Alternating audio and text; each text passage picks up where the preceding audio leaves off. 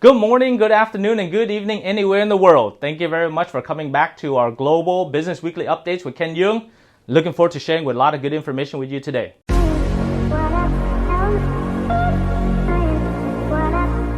Welcome back to our Global Weekly Updates. My name is Ken Duong. There's so much happening in this world.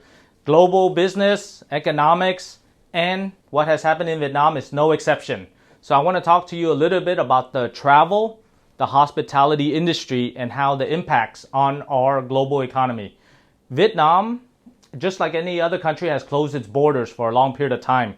Many of the countries we cannot travel, but many of our clients and many of the international clients are waiting to come back here to Vietnam to start working again, doing their engineering work, the consulting work, design, and investments. So Vietnam, I want to talk about the new law, that is the amendment to the current restrictions on Vietnam, and how foreigners can really understand what rights do they have and how they can re-enter into Vietnam.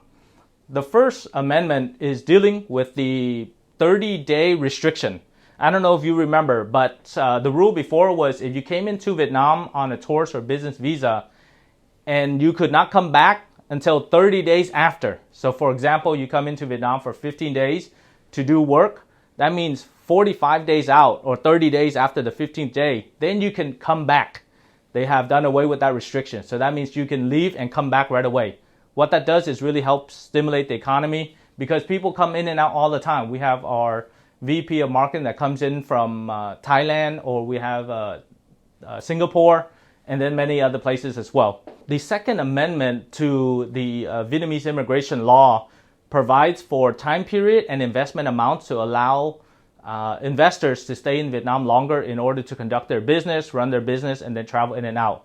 The Vietnamese government has created 4 categories, from DT1, which is the highest investment amount, to DT4, which is the lowest investment amount.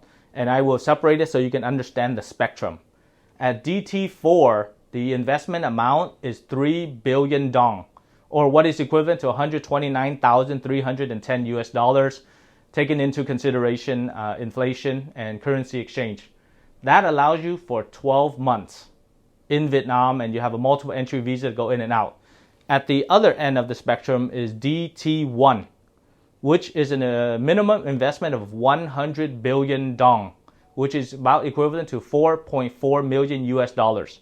That allows you for a 5-year visa and to renew to a 10-year visa or temporary residence in order to do work in Vietnam with similar rights to Vietnamese. And in between you have DT2 and 3, and they have different time periods.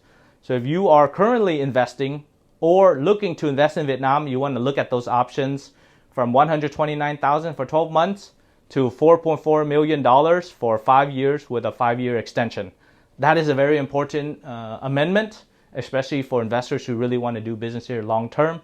The purpose of these changes and amendments to the immigration law is to further buttress and also support the work of the EU-Vietnam Free Trade Agreement and the EU-Vietnam Investment Protection Agreement. That helps for more investments into the country, and it also helps people to stay and investors to stay here longer. Thank you very much for listening to all our information, but you got to make sure that you subscribe to our YouTube channel, like us on Facebook, engage with all our social media content, and the best way is always to make sure that you leave comments and share with us what you want to talk about. Let us know if you want more information. We'll be happy to research, advise, and then talk to you more. Thank you very much, and see you again next week.